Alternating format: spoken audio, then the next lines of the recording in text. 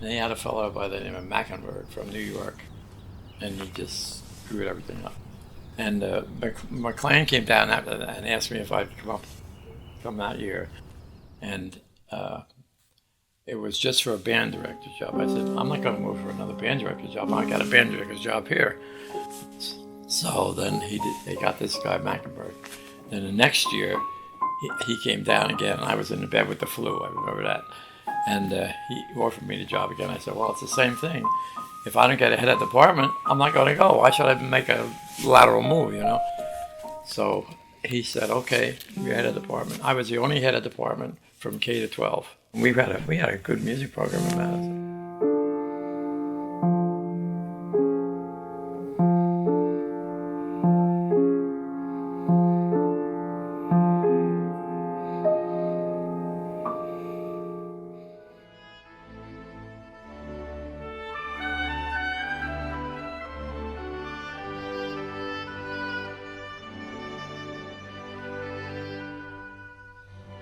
They had no orchestra. That was not in them. So I did it like they said, it's like the baseball thing. If you build it, they'll come. So I said, put the orchestra in the curriculum. And I got a couple of band kids that took up the violin and cello. And it grew, and it's a pretty good orchestra, you know. So that's the way it started. And so I control from K all the way up. So I knew how many clarinet players were in the 4th grade and how many cornet players, and, you know, you can really control it. So when you get to the high school, you have enough tuba players and stuff like that.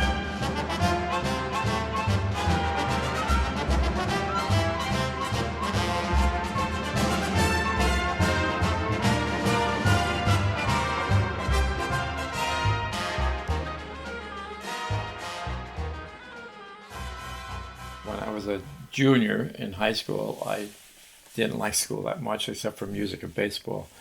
Then I quit high school and went into Merchant Marines for a year, through Mediterranean, all through the Mediterranean. I was a cook, yeah, and it was an experience. That made me realize that you need an education. And then I started reading like crazy on the ship, nothing else to do. So it was a good experience for me. You know, I was a pretty good ball player. I played semi-pro ball, and as I said, I managed that team down there. I just love baseball. It's great. Best sport in the world. And who's your team? Oh, the Yankees, of course. And the Mets. Except when they're playing together each other. Then it's the Yankees. Yeah. So, but you did not play professional years. Did you think No, about playing professional? yeah, well, I was all set to go, and then Hitler got in the way. So, I mean, after going into service for 3 years, that sort of takes it out of the play, yeah. My mom was a opera singer and a piano player. She played great piano. And when I was, I guess, 10 years old, my brother was 10 years older than I was, and he played the cornet. He was very good. And my sister had just gotten married, and they moved to Ridge by Palisades Park. You kids don't remember that, but it was an amusement park. And they just got back from the honeymoon, and my brother Joe was driving on 22 to visit them, and a coal driver from Pennsylvania, this is during the Depression, he was trying to make a buck for his family, and he fell asleep, and the truck went over, and it just crushed my brother. So that was the end of music in our house. My mother just put a blanket over the piano, and that was it. No more music in the house.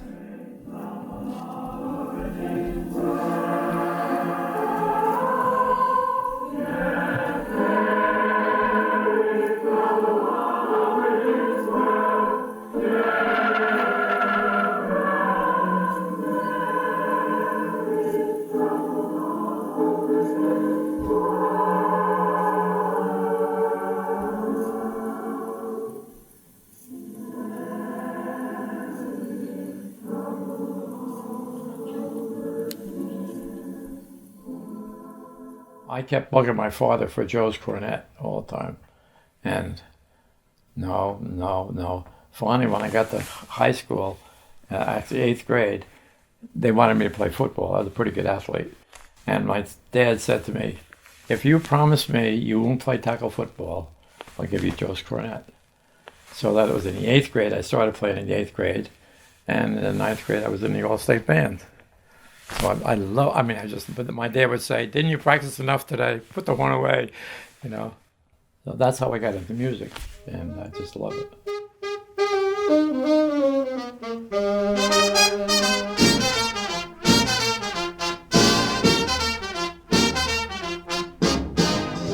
There was a teacher there by the name of Mert Hutchins, and she did drama, not musicals, dramas. And I had to be a little careful getting in there. So 50, I didn't know. In 60, that's where Ed Hall came in. He was right across, we had a music room, art room there. So we struck a good friendship up. And I talked to him and I said, let's do a musical.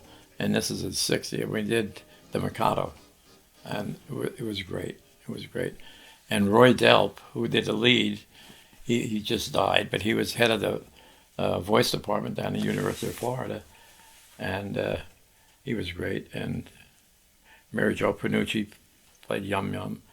I can remember almost all these kids. And if you look in the yearbook, you can see them in the yearbook down there, And then after I did Mikado, that was their ground. That started it. And then after that, every year we did one.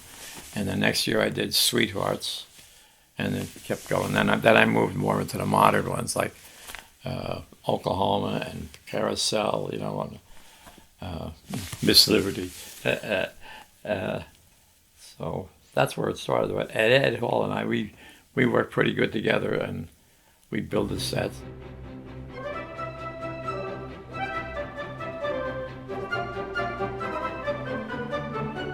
We had a crazy thing. We were doing the summer show one time, and the kid was up in the loft, and he was over on the side near the road.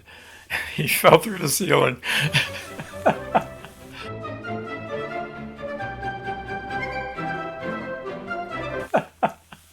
And he took off and ran all the way down Ridgedale Avenue. I'm running after him trying to see if he got hurt or not. Well, that was a funny thing.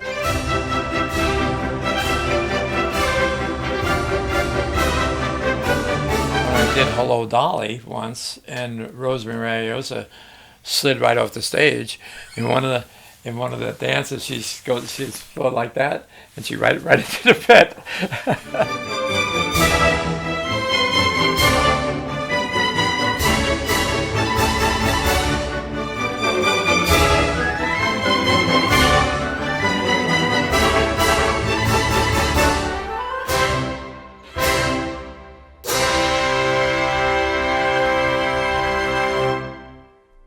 Music has all the good attributes. If you study the 7 cardinal principles of education, every one of those principles is in music. I've seen kids where they're failing in their academic stuff, and they get into music, and everything else picks up, I had attention deficit disorder. They didn't know that back then. It was called that then. Music straightens that right out. 2 instruments I picked up. One was the drums, which gave me a place to get rid of all the nervous energy, the hyperactive energy. Right. And the other was the guitar, which gave me the ability to focus for the first time in my life. I would spend hours on it. And that translated into everything else I did. I mean, you have to stick to it. You have to be dedicated, You have to be a team player. I mean, all the things that are good are in music. And you have to learn to work with people and work by yourself. And you have to be dedicated yourself and committed to a program. All the good things are in music. I mean, I guess there are other things that have it. I guess sports is supposed to do that too, but not as much as music. You don't give up on them. And I never told a student to stop playing. Never. Because I've had so many experiences. Well, they'll go through almost all the way through high school sometime and be very mediocre or not even, and all of a sudden the bug hits them. Man, this is great. And they take off, boom.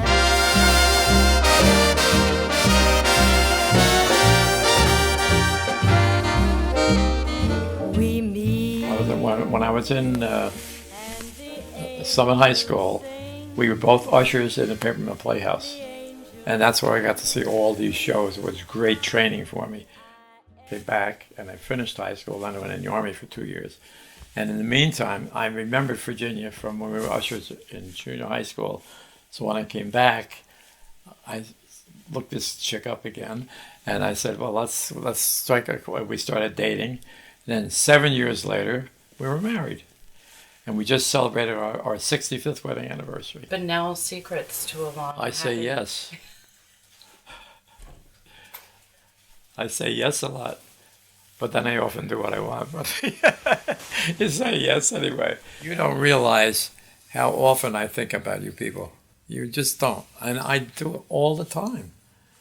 And every once in a while, I'll think of something. I'll go down into the yearbooks and say, "Oh, now this was in here," and you know. But it's just been. I just have had a wonderful life, and my kids are doing. All the kids are doing well. I'm so proud of all of them.